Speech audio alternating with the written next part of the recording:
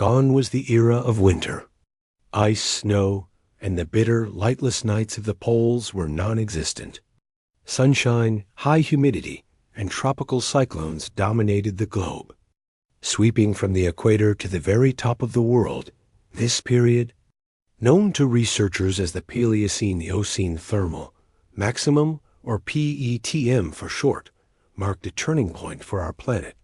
While the title may seem academic, its reality was nothing short of apocalyptic. Earth had morphed into a colossal furnace, with temperatures skyrocketing and remaining stagnant for millions of years. Though the definitive cause remains a subject of ongoing study, most experts concur that a chain reaction of natural catastrophes ignited the process. Enormous quantities of carbon dioxide were belched into the atmosphere by intense volcanism in the North Atlantic. Simultaneously, methane gas that had been entombed within seabed ice was released, which served to drastically intensify the greenhouse effect. Within a few millennia, the planet reached a tipping point. Unable to rebalance its atmospheric composition, global temperatures surged by at least 5 to 8 C, utterly annihilating polar ice caps and rendering the oceans hotter than ever recorded. Consequently, the planet settled into a binary climate cycle, hot and hotter. The atmosphere became saturated with moisture, triggering cycles of brutal droughts and torrential floods as heavy tropical rains rapidly evaporated. Regions that once knew snow were now choked with lush, dense vegetation. Fossilized palm trees and prehistoric crocodiles have been unearthed in the Arctic, serving as undeniable proof that the climate was far more sweltering than today's. Earth was a fundamentally alien realm back then. Shallow seas expanded, and tropical forests blanketed the continents. Heat and humidity perpetually clouded the sky, since no winter existed to curb growth, and no cold was harsh enough to hinder biological processes. Every organism was forced to acclimate to a suffocating, sweltering environment that persisted for millions of consecutive years. In that natural pressure cooker, gargantuan, bizarre, and terrifying creatures emerged, dwarfing anything that had come before. As the planet settled into its eternal summer, a new ruler ascended from the humid South American swamps, the Titanoboa, a snake exceeding 13 meters in length and nearing a ton in weight, which slithered silently through the forest gloom. What sparked this global fever, allowing monsters like Titanoboa to manifest? The answer lies embedded in the deep geological past. Beginning over 56 million years ago, continental plates were still in motion. And as the fracture opened between Europe and Greenland, a volcanic range spanning thousands of kilometers, the North Atlantic igneous province was forged.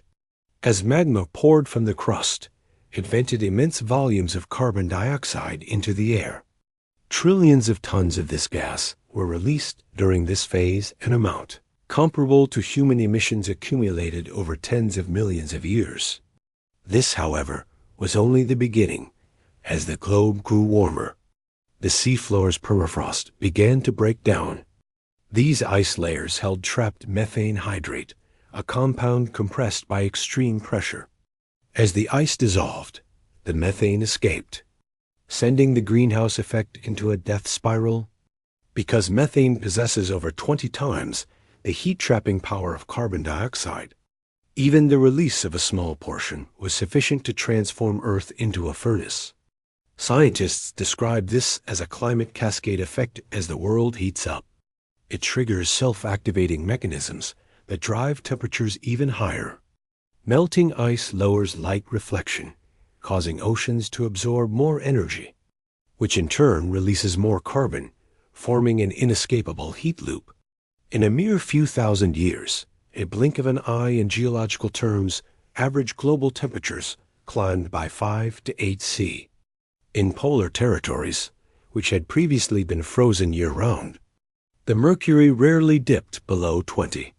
The final glaciers melted into the sea, driving ocean levels up by tens of meters. Shifts in ocean currents transformed once temperate zones into stormy, suffocating habitats The thickening atmosphere, heavy with water vapor, kept the skies permanently overcast, with the sun's light filtered through a stifling, humid haze, while non-stop rain fell for months in many areas. The subsequent evaporation was so rapid that the soil would crack within days. For the inhabitants of this world, the challenges were severe. Species that had survived the late Cretaceous mass extinction were forced to continue their evolutionary struggle. Cold-blooded creatures, such as crocodiles, snakes, and lizards, found an advantage in these sweltering conditions. Conversely, many ancient mammals were pushed to the margins, forced to take up nocturnal lifestyles or relocate to riverbanks to escape the blistering daytime sun. Earth had entered a new epoch, one that was not only scorching but dense, heavy, and sweltering. Every breath felt as though fire were being inhaled due to the sheer density of atmospheric water vapor. Yet it was within this punishing environment that nature commenced a bold new experiment. Colossal beasts, unseen since the dinosaur age, began to emerge from the sodden, thick marshes of South America. The Titanoboa snake rose, a creature exceeding 13 meters in length, its girth comparable to a thick tree trunk. Beneath the murky surface, gargantuan crocodiles lurked in wait for their prey, while far out at sea, the warm, tropical waters witnessed the rise of marine mammals approaching the proportions of modern-day whales. As the world turned increasingly sweltering and fierce, life itself was forced to intensify its struggle to endure. The epoch of the eternal summer had truly dawned. Within the humid rainforests of primordial South America, a realm existed where the atmosphere hung heavy with moisture and the earth was turned to sludge. Here, every living thing endured the oppressive, stifling heat. Growth was never hindered by a dormant winter season, nor was there ever a reprieve for rest. Immensity, vigor, and savagery defined this place. A titan of the predators glided silently across this landscape, known as Titanoboa cerrejonensis. This is recognized as the most massive cold-blooded animal to ever occupy Earth. It was first identified in 2009 within the coal mines of Cerrejón, Colombia, a site that once served as a vast, tropical wetland. Paleontologists examining fossilized vertebrae have calculated its length at approximately 13 meters and its mass at more than 1 ton. Making it double the size of the largest modern anaconda. Unlike the snakes of today, the Titanoboa was not restricted to terrestrial hunting. It was also a masterful swimmer. Its massive form allowed it to submerge deep beneath the water, where it could stalk prey from the shadows. Upon closing in, it would strike, wrapping itself in a suffocating coil until its victim's bones snapped, eventually consuming the entire carcass within a few hours. The preferred meal of the Titanoboa was the ancient Cerrejonosaurus crocodile, a reptile over 2 meters long, though these adult giants would even challenge the massive relatives of the Pirusaurus, some reaching lengths exceeding 10 meters. During an age when jungle temperatures averaged 30 C, ectothermic species like these giant snakes and ancient crocodilians thrived immensely. Their bodies metabolized with incredible efficiency, allowing for rapid, uninhibited growth. Consequently, the eternal summer fostered a reign of giant monsters over both river and jungle. The setting was far from tranquil. As the Titanoboa navigated the swamp, the water rippled, and terrified birds erupted from the canopy. On the opposite bank, a massive crocodile lay dormant, seemingly at rest, yet with a sudden powerful thrash of its tail, the water was transformed into a white, chaotic spray. A primal clash erupted between these two giant reptiles as they collided, shaking the ancient world to its core. The specifics of these battles remain lost to time. No fossils survive to document the outcome, however. Given its estimated size and crushing power, the Titanoboa likely held the advantage. A pressure exceeding 400 kilograms, per square centimeter could be exerted by the snake force, enough to pulverize the skull of a modern crocodile in mere heartbeats. Other giants shared this ecosystem alongside the Titanoboa and the crocodiles, all thriving in a humid environment where life seemed to pulse with the surplus of solar energy. Turtles exceeding 300 kilograms, catfish reaching 3 meters in length, and predatory birds possessing the scale of large cats all coexisted. Yet this warmth proved a double-edged sword. Survival was defined by a fiercer competition than ever before. Every animal was pushed to consume more and develop faster to avoid being devoured. Their increasing power made them ever more reliant on the warmth of the climate, a condition that was not destined to persist indefinitely. Over the course of roughly 10 million years, the South American rainforest served as one of the most vibrant ecosystems to ever manifest on our planet. The Titanoboa stood as the icon of this age, a period devoid of winter, defined only by constant reproduction and unrelenting predation. However, while the steaming jungle swarmed with cold-blooded monsters, smaller creatures, the mammals, were quietly mastering the art of adaptation in other corners of the globe. Beneath the dense, sweltering shadows of the forest canopy, the foundation for a new era of life was being laid. While Titanoboas prowled the muggy jungle, an entirely different evolutionary trajectory was quietly unfolding beneath the forest canopy. Here, there were no immense muscles or crushing constriction techniques, only sheer persistence, a capacity for innovation, and the first glimmers of burgeoning intelligence in this hidden theater. The post-dinosaur era's first mammals began to venture into the light. Following the cataclysm 66 million years ago, the sudden disappearance of the dinosaurs left an immense void in the global food chain. Initially, these mammals were nothing more than small, nocturnal, insectivorous creatures, forced to take refuge in tree cavities to evade the gaze of predators. However, as the planet entered its multi-million-year summer, the environment shifted in their favor. A warming climate, lush vegetation, and a multitude of vacant ecological niches provided the perfect backdrop for their rise. A hallmark of this era was the Coryphodon, a half-ton herbivore boasting a hippopotamus-like frame and elongated tusks. While its lumbering gait might have seemed sluggish, the Coryphodon stood as a testament to the remarkable adaptability of its class. These creatures resided in marshes and moved in herds, marking them as some of the earliest large mammals to grace the earth following the age of reptiles.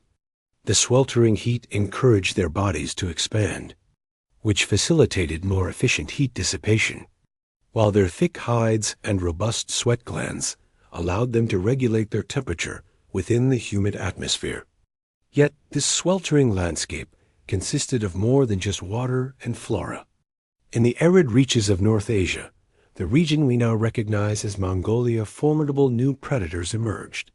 The Androsarchus mongoliensis, a beast reaching nearly 4 meters in length with a cranium exceeding 80 centimeters, is regarded as one of the most significant terrestrial carnivores of the Eocene epoch.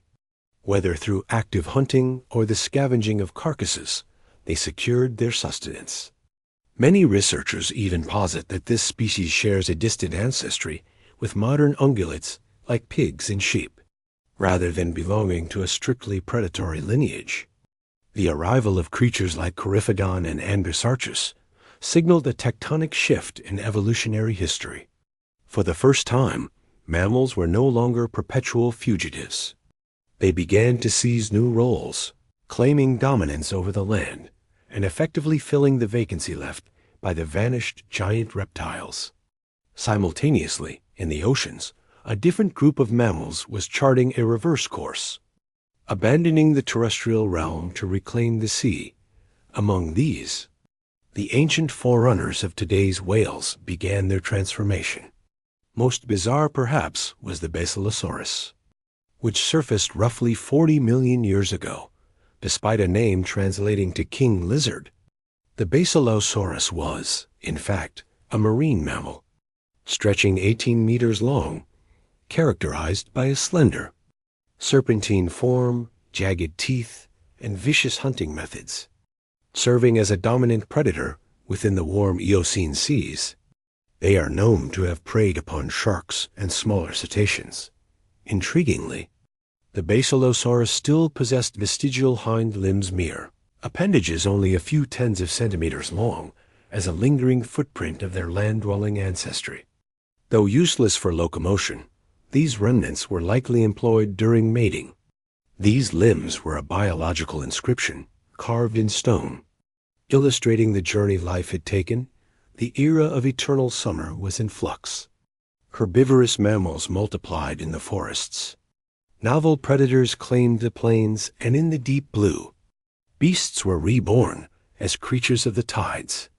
After millions of years spent in the shadow of giant reptiles, mammals finally ascended, establishing themselves as the planet's true inheritors. Yet, in the deeper, sweltering seas near the equator, an entirely different world persisted, a domain of colossal deep-sea monsters. Hidden away where light could never penetrate, it was there that the most enigmatic specimens of the eternal summer awaited discovery. As the land was choked with muggy, oppressive heat, life was also experiencing a chaotic explosion within the ocean depths. Global temperatures climbed, polar ice sheets surrendered entirely, and vast, shallow seas were carved across thousands of kilometers. The oceans of the Paleocene-Eocene epoch were murky, warm, and teemed with vitality, serving as the cradle for some of the largest predators to ever exist. In these light-starved depths, soft-bodied creatures such as ancient octopuses and squid flourished. While conclusive fossil evidence remains elusive, paleontologists hypothesize that giant squid species akin to the late Cretaceous, Tusoteuthis, may have persisted in these balmy waters, reaching lengths of 10 meters and armed with tentacles as wide as a human torso. They were equipped with sharp, fleshy hooks designed to secure their prey. Although the existence of a true kraken remains unproven, fossilized bones of whales and giant fish recovered from North Africa frequently exhibit circular cuts and twisted gashes, bearing a striking resemblance to the hunting style of tentacled behemoths. While it remains an unproven theory, the evidence confirms that the prehistoric seas were realms of terrifying ferocity. Near the surface, gargantuan aquatic titans claimed sovereignty. Among these was the Basilosaurus, the aforementioned ancient cetacean. Far from being a gentle ancestor to modern whales, it functioned as a ruthless and unforgiving hunter, reaching lengths of 18 meters and armed with 15-centimeter fangs.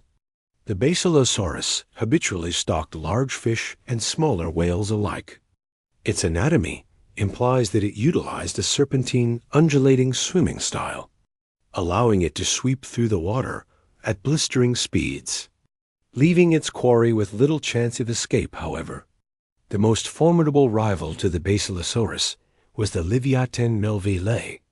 Unearthed in Peru, this carnivorous whale was a contemporary of the Basilosaurus, measuring over 17 meters and tipping the scales at 50 tons. The Leviathan stood in stark contrast to the plankton-filtering whales of today.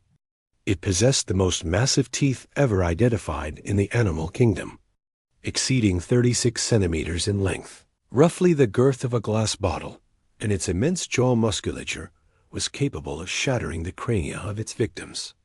Indeed, fossilized skulls have been discovered bearing the unmistakable tooth-shaped trauma of the Leviathan, confirming that lethal skirmishes between these two cetacean giants were a reality. Visualize the scene in a warm, murky ocean where gas bubbles surged from the abyss.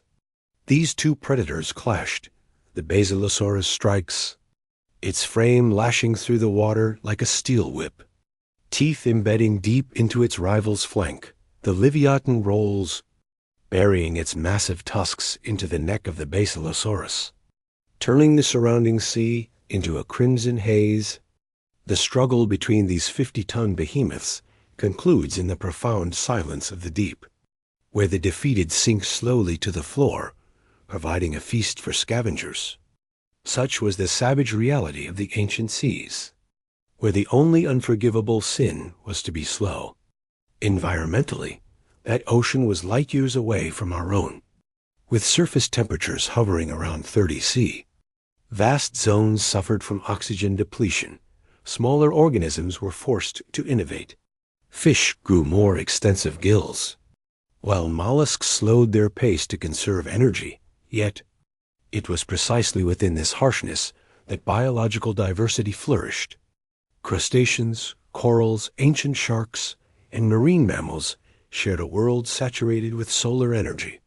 Looking back, a clear pattern emerges: the hotter the climate, the more life was compelled to invent new ways to survive. From giant squids to the Leviathan, every creature was a product of a world without winter. This prosperity, however, was not destined to endure.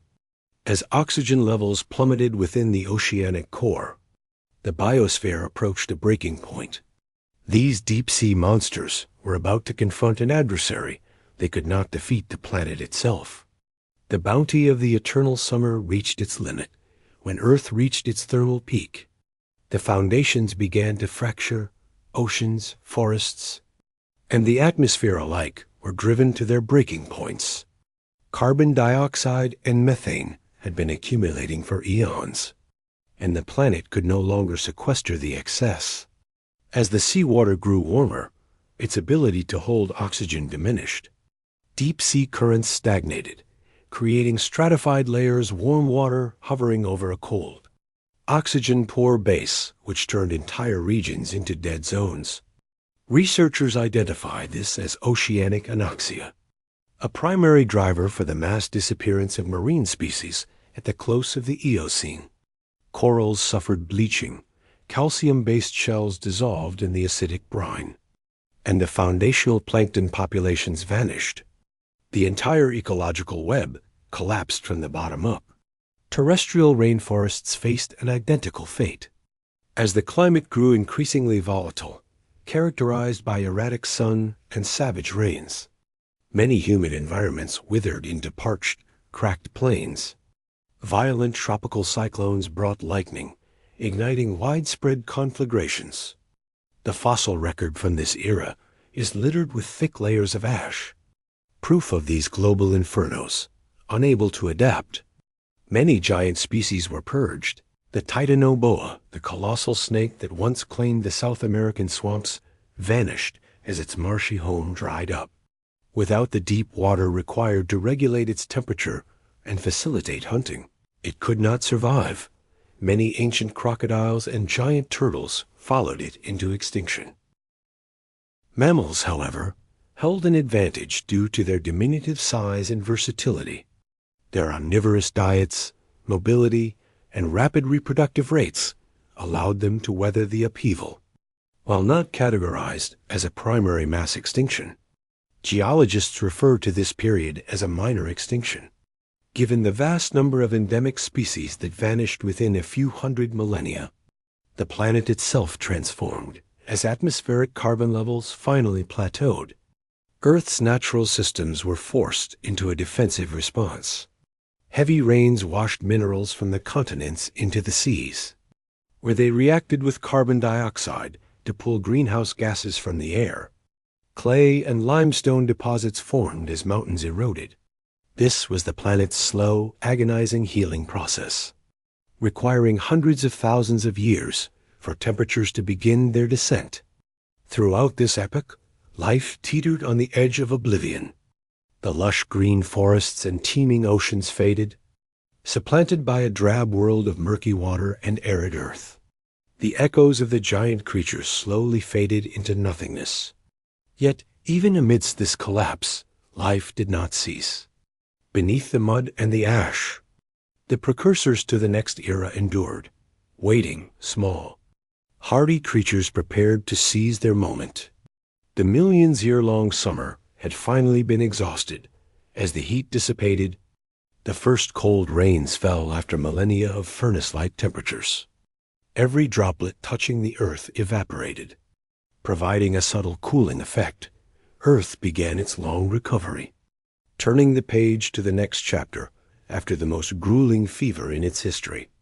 Following an epoch of unrelenting thermal stress, Earth finally commenced its cooling trajectory. This was not a singular event, but rather a protracted sequence of shifts, akin to a colossal organism gradually regulating its own pulse. As precipitation intensified, carbon dioxide was stripped from the atmosphere by rainwater and sequestered in the depths of the ocean. Simultaneously, the relentless weathering of volcanic terrain and continental stone liberated minerals, such as silicates and calcium, which sequestered carbon dioxide by locking it into layers of limestone and sedimentary rock. This fundamental carbon cycle served as the planet's internal climate control mechanism. Through these deliberate, sluggish operations, atmospheric carbon levels were gradually depleted, resulting in a steady decline in global temperatures. In the wake of this stabilization, forests that had once been incinerated began their reclamation. New growth emerged from the soot-caked soil, and the atmosphere was scrubbed clean by persistent rainfall. Once again, verdant life blanketed the globe. High-latitude regions experienced the condensation of water vapor into frost, while the initial formation of Antarctic ice sheets signaled the dawn of a nascent glacial era. Driven by an irrepressible survival instinct, life flourished anew. Surviving mammals expanded their reach across the continents. Some lineages evolved into early primates, while others diversified into robust herbivores within the marine realm. The progeny of the Basilosaurus adapted to the cooling currents, transitioning into modern whales that traded jagged teeth for baleen plates designed to sieve plankton. Continental drift continued to rearrange the face of the planet, culminating in the mountain ranges and landmasses we recognize today. These shifts in plate tectonics reconfigured ocean currents, forcing frigid polar waters toward the equator and fostering a temperate global climate. Thus, Earth emerged from the intense heat that had gripped it for tens of millions of years. By the 34-million-year mark, the planet had transitioned into the Oligocene Epoch, a time when Antarctica was permanently entombed in ice, for the first time in hundreds of millions of years. As the climate stabilized and temperatures plummeted, the ecosystems began to assume their modern configurations. Earth had successfully managed its own recovery. Though the price was steep, a cycle of evolution was erased. Gargantuan woodlands were reduced to cinders, and countless species were lost to time. Every centimeter of sedimentary rock remains as a testament to that era, acting as a stratigraphic scar that serves as a grim reminder of a world that once had to struggle against its own fever to persist. These silent records remain interred beneath our feet in ancient limestone, deep in coal veins waiting to tell the saga of the longest summer in our planet's history. It is a cautionary tale that, through our current atmospheric influence, we may be inadvertently recreating